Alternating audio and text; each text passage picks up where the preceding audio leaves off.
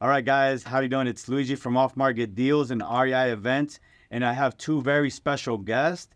I'm here with Oriana with Padsplit, guys. And REI with Padsplit as well. Hey, what's up, man? Thank you guys again for coming up. And actually, you guys were the speaker of the month for October. And tell me a little bit about that.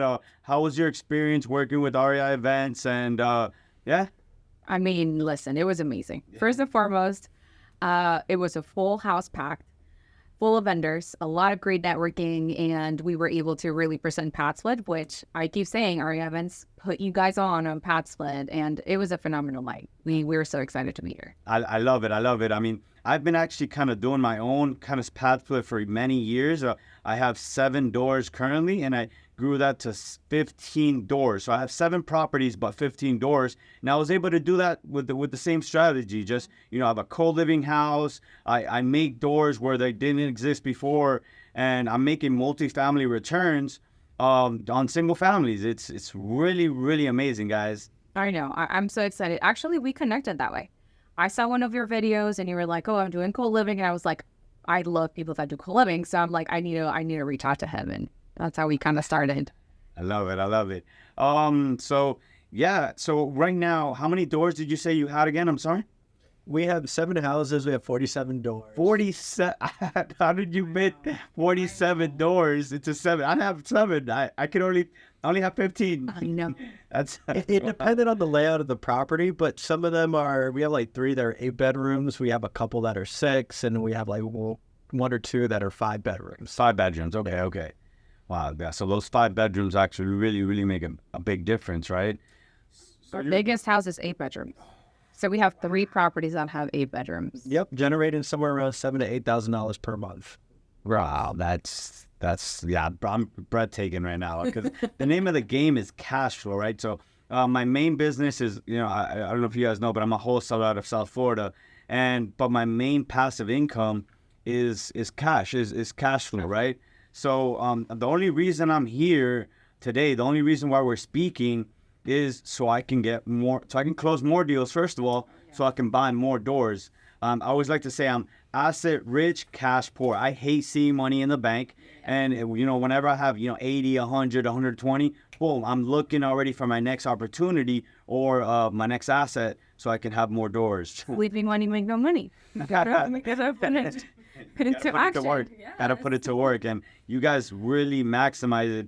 And so, tell me about it. When did you guys start this? How long have you guys been in business? And yeah. So, Padsplit started in 2017, right? We were really kind of founded in Atlanta. Been doing this for over 5 years. Atlanta. Now. Okay, so you guys started in Atlanta. ATL, yeah. ATL, shawty. We're not from Atlanta, by the way, but it started in Atlanta, and we've expanded ever since, right? We're in 18 markets right now nationwide, all the way west to Vegas and Phoenix. So, you guys have in Phoenix as well? Yeah. Wow. Phoenix and Vegas. South all the way, of course, Miami. And as far north, we are in Baltimore. And Baltimore as well, wow. And I feel like you can get, I don't know, doors under $100,000. I mean, in Miami, it's pretty tough because your medium-sized home, single family, is about $430,000. So, Miami's pretty expensive, guys. But, if you're expanding all over, I would say, what's like your average price point per door, per property, not per door? I'm sorry. So I think that varies a lot based off the city. So the reason why we bought 5 of our properties in Jacksonville is because the average purchase price in that city is about $140,000, $150,000. Orlando, you're looking somewhere around $250,000 to $300,000. In Tampa, you're looking closer to $300,000.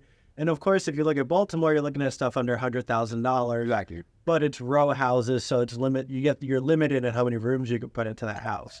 But I will say though that depending on the city, it is worth the investment. Miami, it is a higher purchase price, but it's more expensive to live in Miami than it is in Orlando. So you're able to charge more per week.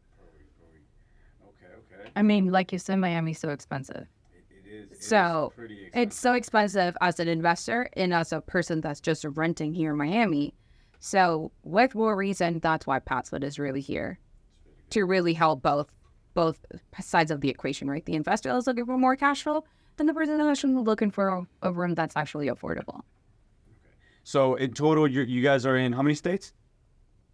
Would you say? Well, over 18 cities, but I'll tell you states we're at about... So let's do the count. Texas, Georgia, Florida, Nevada, Arizona, Is there any state? Virginia. Okay, like 8 states. 8 states. And is there any states that you kind of stay away from? Maybe California, or not landlord, like not landlord friendly states, right? Bingo. Okay. Yeah, there's certain states where it's just super expensive to not only buy in, to go ahead and buy something in California, in South California, you're paying $800,000 plus. Wow, yeah. But then on top of that, it's not a landlord-friendly state, so then the process of going through eviction's even harder to get someone out of your house. But I would say that anywhere, we're trying to grow into any city that's high density, people are flocking to and moving to, and that there's a need for affordable housing. So just because we're not in Austin doesn't mean that we're not going to Austin. It's just that we're prioritizing other cities and other markets because we have enough investors committed to obviously opening a market up. Well, we are open in Austin. We are open in Austin. Amazing, man. I think you guys have really commercialized, I guess, living with roommates, and you guys have, because you guys have companies, right, that you guys work with. Like you. Yeah, exactly. The power of networking. But yeah, Padsplit as a platform, what we do is we go into markets before we start to activate properties. And when we go into these markets, it's to find vendors, again, like yourself, to find networking events like the ones you run. And it's so that we can build up the vendor, our preferred vendor list, so that we can support investors going into that city. So we're always looking for property managers, contractors, lenders, property management, wholesalers, agents, insurance. I mean, everything that you can think of. Furniture, individuals, staging, photographers. Wow, the list goes on. It's just like a big group of networks. Yeah. We have a huge, robust network vendor that is here to support our growth. And we need all these pieces to continue to really blow up the way we've been doing. Nice. And so this is like REI events networking. And how many networking events do you say you guys go to a month? Wow. Dude, the networking event was last Thursday, and in that day alone, we were at 2 events speaking. Yes, that's right. I remember talking to you guys and seeing that you guys were double booked, and I was kind of nervous. I was like, wait, you guys are driving from Orlando, and I was kind of calculating, the hours, and I was like, wait, damn, now we're gonna invite at 12, but then they have to be here at 5, 6, and you guys made it on time, so early, which is on time. Yeah. So wow. I think weekly we can be at 3-4 events. 3-4 events. Wow. Like minimum, right? We're constantly commuting because we manage all of Florida, so we are between Miami, Tampa, Orlando, and Jacksonville. As many speaking engagements that we have booked, and also just doing a lot of networking events. So networking is the bread and butter of our business. Yeah, we attend conventions, BP Cons next week, and that's obviously something that we'll attend. But we're also hosting events in the meantime. So you guys host events? How often do you guys host events? Once a month. Once a month? Maybe. Oh, nice. Once or twice. And where would you say you guys usually, do you guys switch venues? Do you guys switch it up? Yeah, we switch it up because it could be a month that we have a straightly networking. It can be another month that is maybe more of a panel. Or another month, it's more like a meet and greet. Well, we're not fans, but like what is it? Like a lunch and learn type of thing, Okay. So really kind of depends on what we're aiming to accomplish that month. Then we'll have like a different type of event. So we'll change also venues as well. And can you say that your business has grown from networking event? Was it always networking events, or tell me a little bit about that? I mean, when you first started, I'm pretty sure you guys weren't doing networking events, or? Yeah, 100%. You hit it right on the nose. So when I started 2 years ago in Padsplit, or a little over 2 years ago, it was contacting investors that had large amounts of properties. Okay. And we were doing it remotely. And so everything that we were doing was absolute remote. Send me your photos. Let me know how much space you have in your house. And it was a lot of outreach. But my strong suit, our strong suit, was going to networking events, going to local REIAs, going to pop-up events, and doing property visits and taking a look at it. And connecting with those investors to connect with other investors. And so it's changed from strictly outreach to going into these meetings, meeting the players, meeting the vendors, and having them connect you to their people, and then kind of continuing it. So that's kind of why we're in Miami now, is we want to know where most of the investors are going to. REI events look fantastic. It's full, it's vibrant, and there's tons of vendors that are super enthusiastic. So this is where we are at. We're planning on coming here monthly. Nice. And that's how we attend these events and grow this market out, is by connections. And expanding, right? And just expanding your network. Like I always say, networking is your net worth, right? 100%. 100%. And we started with cold calling. Cold calling. Yeah. Actually, cold calling investors, right? Nice. Yeah, me too. I remember my ratio was 500 calls to 1 closed lead. It was 450. Basically, they would hang up the phone. This is my ratio, right? 450 people would just like either curse me out, hang up the phone. 50 will be warm, right? Warm, and 10 would be hot, and then I would close one. Wow. And that was my ratio, was 500 to 1. So I knew if I got on the phone and I made 500 phone calls, I would get one deal sold. 100%. That was my ratio. And then I started going to networking events, and I think it was like 15, 16 months ago that I created REI events with my partner Henry Camejo and Ernie the Tato guy. Shout out to them. They couldn't make it, but I was here, And so yeah, we did an event, and about 50, 60 people showed up, and it was a hit. It was like we actually did it at my friend's office, Henry's office, and it's like, we need to like expand. It's like, yeah, because we couldn't fit enough people, so we teamed up with Ernie, the Tato guy, and he's like, I can get you guys structured, I can get you guys venues, and that's where the dynamic trio came to light. Yeah, so. And we started doing, booking venues, and I've never been so busy, guys. Like, Guys are killing it.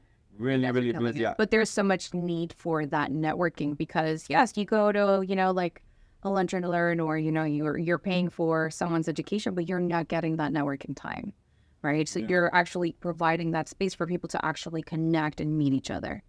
And that's awesome. Yeah, I'm not on the phones anymore. I've never been so busy. I don't do cold calling anymore. The deals come to me.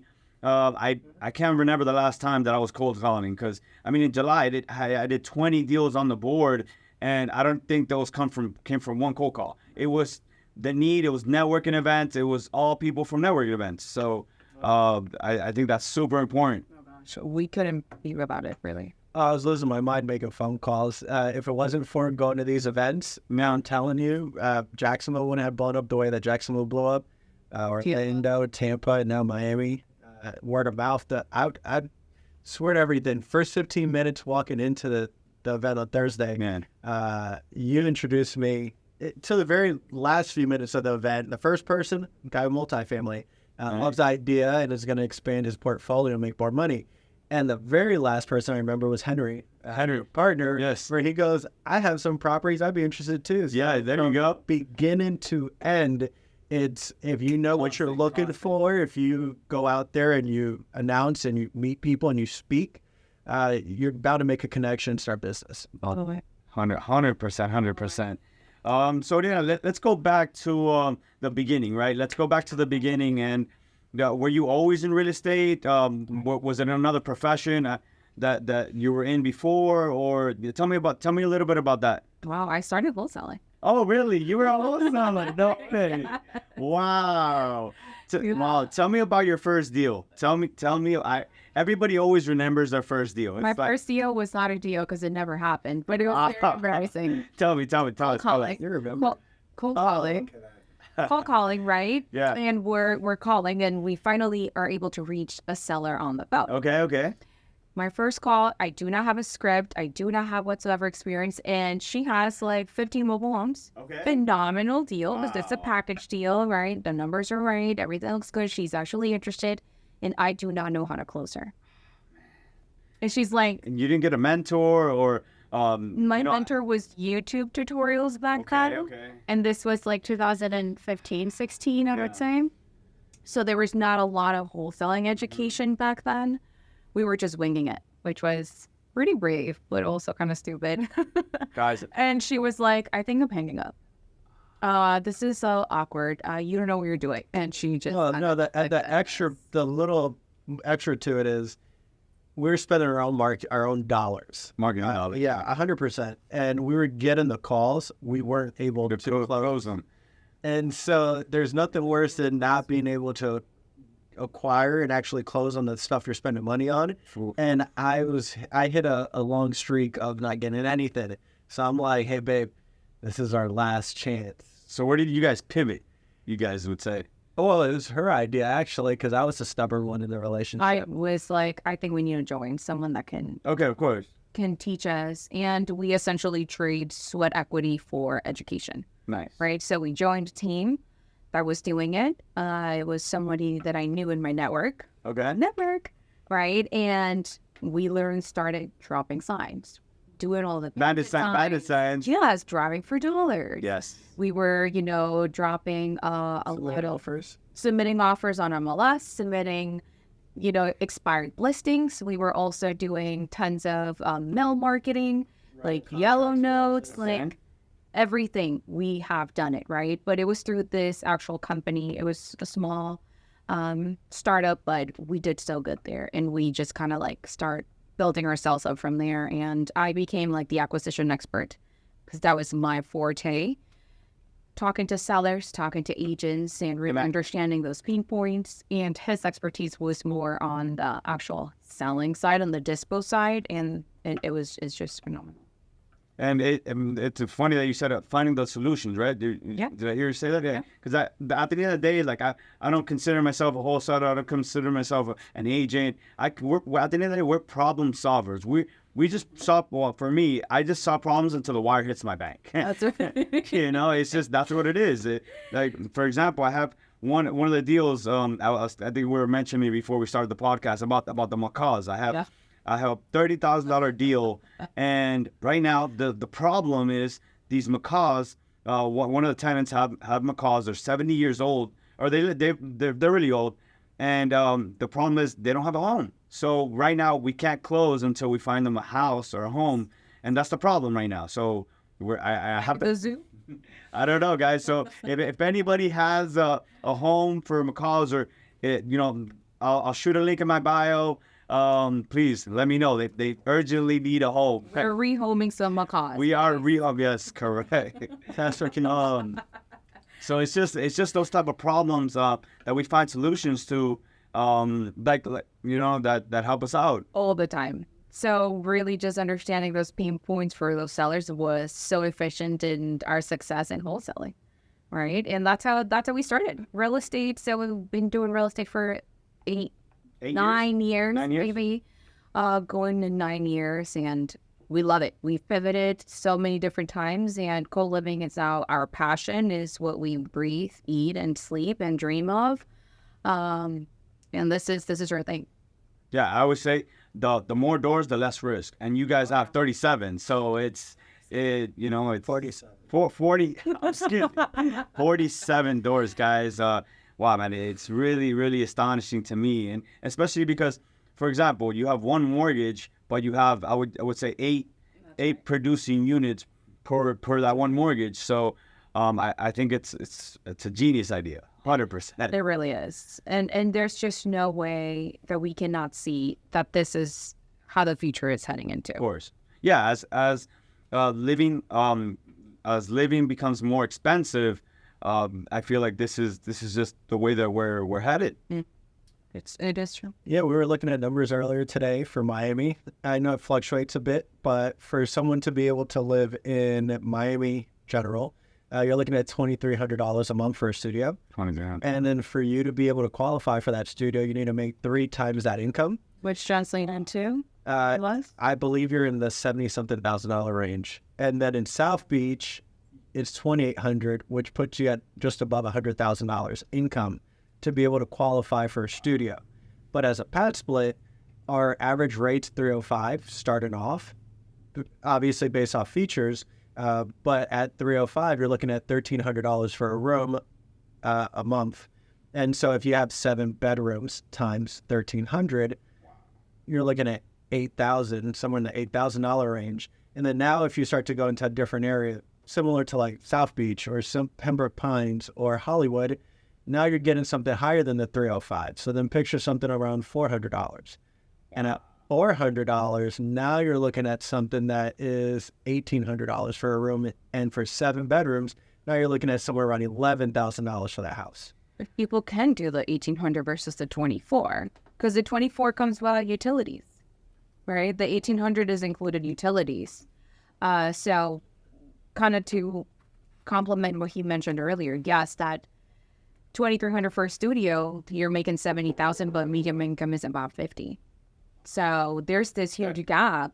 That's that problem, right? That right now, that's the issue at stake is affordable housing, and you guys are attacking it head on. All the way. Because we're utilizing properties that already exist versus having to create properties. Because down here in South Florida, there's not much land, and the land that's already there, let's say you're headed west, you're going into swamp area, and it's very expensive anyway to convert. So instead of building or adding to your existing property, you take something that's a 4-2, and now you make it into a 6, 7, or 8 bedroom. Utilizing the living room, dining room, Florida room, bonus room, garage, ADU in the back. Those are all things and situations that we all have in our houses that instead of you adding, you're just converting, which is a lot cheaper. You're creating that square footage or that extra room essentially out of almost out of thin air, almost. That's right. Empty space in your house. Empty space in your house. Because it's not servicing a purpose, and now we're creating some more cash flow. It's amazing. It's a hack. It's a hack. It's yeah. I mean, when I first started on my first property, a duplex. I bought a duplex and I house hacked it, and that's how I was able to minimize my expenses and then maximize my revenue as myself, right? And just stacking doors. So And that's how you actually generate wealth, cash flow, right? Consistent cash flow.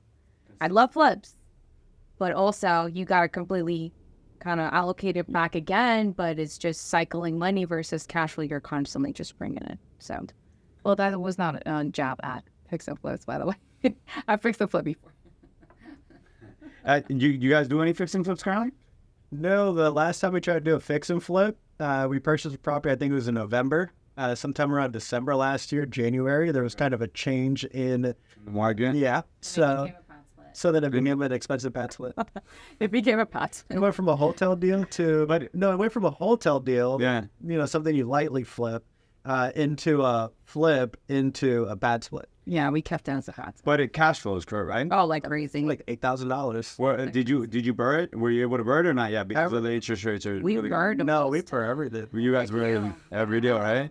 That's amazing. That strategy is alive again because of Padsplit. Yeah, the interest rates really don't affect us so much because of the fact that we're generating higher returns. So burn with Padsplit is burn on steroids, because the mortgage for that house is, call it $2,000. Our cheapest acquisition was $305. It was around $300,000. It's in Jacksonville, and it was an easy conversion to an 8-bedroom. The cheapest room is $220. The most expensive room is $325 for a master en suite. And so the $325, that room is making us around $1,600, and then the rest of the rooms are somewhere around $850, $900.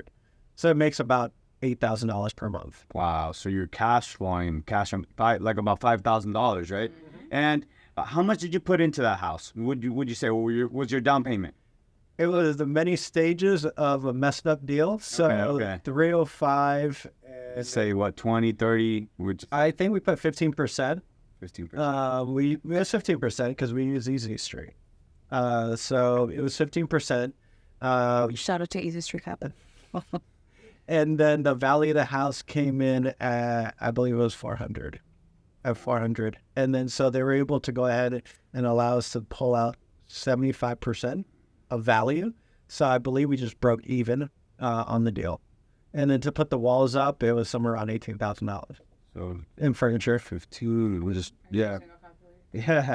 So about 40. You guys put about $45,000, and your cash on cash return, I would say you're making $5,000 cash flow. So you're gonna break even on your down payment about in a year, right? And mind you, because it changed from what originally started, it's not the most ideal pad split. We can add 3 more bedrooms to the house and really make a lot more money, but it is in a B-class neighborhood, and we don't want to go ahead and disrupt what that neighborhood is.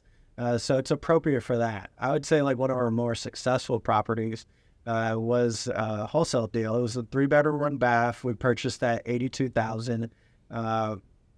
70,000 was borrowed. What is he? Yeah. What do you hear those numbers? I mean, You you're like, what? you raised 70,000. No, 70,000 is what the hard money covered, and then we put in 10. Okay. Only 10 in the Only deal. 10 in the deal. Wow, that's nothing. And the value appraisal came back in at 188. Okay, so you put 10K in the deal, and how much is the cash flow right now? That one is like about 5,600 a month. 5,600. So in 2 months, you already made back your down payment. Yeah. Sign me up. Let's go. Sign me up. Yeah, pulled out I'll keep you my money all day. We pulled out like $30,000 or $40,000 out of that. And you pulled out 40,000. This is amazing, guys. This is 100% amazing. I want to go to your networking events. Yeah, that's it. I'm switching to Padsplit, guys. Yeah. It's pretty crazy. Yeah. So we actually are seeing a lot of influx of tons of Airbnb hosts converting right now. Yeah, I feel like Airbnb is kind of in a downtrend, and now Padsplit is on the rise. Yeah.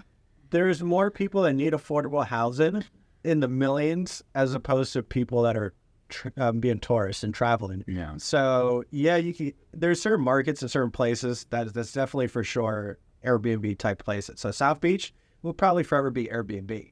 But there's a lot more places that are definitely more local, that service local people that need more pad splits. So there's definitely a higher demand for pad split properties than there are Airbnb.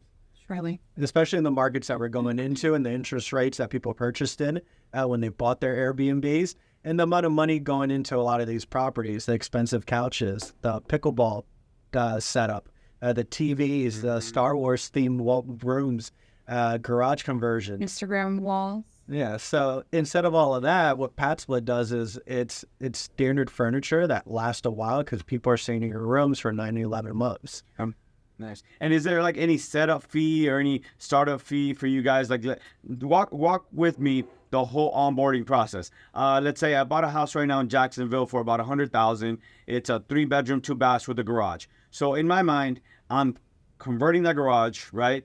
And probably making at least making it a 3-2 into a 4, either a 4-2 or a 5-2. Let's put you on a 6-2. 6-2, perfect. All right, let's do that. So walk me through the whole onboarding process. Okay, so the onboarding process is pretty simple. First and foremost, you are talking to your account executive, which is your consultant. Okay. This person, one of us, is going to guide you on the conversion process. We're going to tell you how to maximize the space. We're going to see your house, and I'm going to advise you convert that garage, that dining room, and that living room to give you 3 more bedrooms.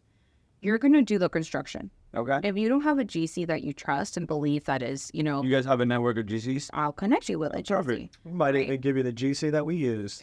Beautiful. All right. So we'll connect you with that piece. That is going to get you your property converted. Now you got to furnish it. Okay. So I can also give you contracts for furniture people. If not, I wouldn't recommend IKEA because it's not necessarily that durable. But, we've done Amazon, we've done everything. Okay, so you're going to furnish, and now you're going to list that property on the platform. So it's as simple as do you have somebody come out and take pictures? Do I have somebody come out, take pictures, and then upload them to your platform, right? Yes. Okay. You're going to take those photos. It's like an MLS listing or an Airbnb listing. Okay. You're literally just going to go and take professional photos because remember, these photos are going to be the reason why people is going to want to rent in that room. So pretty photos so people are really acclimated and want to live in that room. And then we're going to list this, we're going to market, and you're going to start cash flowing. So it's not that hard to really become a Padsplit host. It's really using the right tools with your account executive to get into that process. What else from there, really? We're gonna do the rest. So, but is there like a onboarding fee, like a Nothing. No, there's no. Okay. So you guys. The biggest commitment is that you're converting that house, that you're choosing our property that you're going to actually onboard onto our platform. So It costs you $0. It costs you your investment into that property. Perfect. And what's the split looking like? I know that with Airbnb, they take a certain percentage. What is that split with Padsplit? Padsplit charges a 12%. 12%? Okay. Yeah, it's 12%. But That's not bad. there's a processing fee that's 2.75%. Okay. So in total is like 15? Yeah, we ramped 2%. up to 15. But with that comes Padsplit doing the marketing for your properties. They do the money management, so they collect the money on a weekly or biweekly basis. They handle interpersonal disputes. There's a member support line for the people in the house, and then they also, what am I missing? There's a fourth. Well, we're screening the people. We are screening the people, so we're going through a background check, credit check, and work verification on everyone that's interested in moving into Padsplit. And once we understand what they qualify for, then they're able to see on the platform those rooms that they financially can qualify. This is huge, right? This is why we have such a high collection rate also on our platform, because we're vetting these members so highly that we're creating a really qualified member. Somebody that's trustworthy, that understands what we're doing and is qualified. What would you say is your occupancy rate? It's beautiful. Our occupancy rate is 90% all throughout our platform. 90%, guys. 90% Yeah. occupancy rate. Incredible returns. 97% collection rate. 97% collection rate. Like we have a very thorough organization behind us. Like we have a very well made machine that's really working and operating. I'd cast out Smiley because I want to start Padsplit like yesterday, guys. He's gonna convert some of his houses. We're gonna start with one of the ones you have. I love it. Yeah, this again, guys. This is the only reason why I started basically networking is to buy more doors. I think it's the best, the best way to build financial freedom. Yeah. Through owning rentals. I agree. It really is. 100%. That's Now, what we're aiming for. I will disclose, Padsplit doesn't do the physical management of the property. Same thing with like Airbnb. Your grass doesn't get cut by them. Your air filter doesn't get changed. If you bought a used refrigerator like we did and it goes bad, well, it's not Padsplit's responsibility to fix something that you did bad on your rehab. So there is a need and a good heavy need to go ahead and use property management to handle the physical asset, because then it keeps you out of your business and in growing your business. So that's why we're able to be here. It's because we have good property management to handle the stuff that Padsplit doesn't. Right, we're very hands off in our business.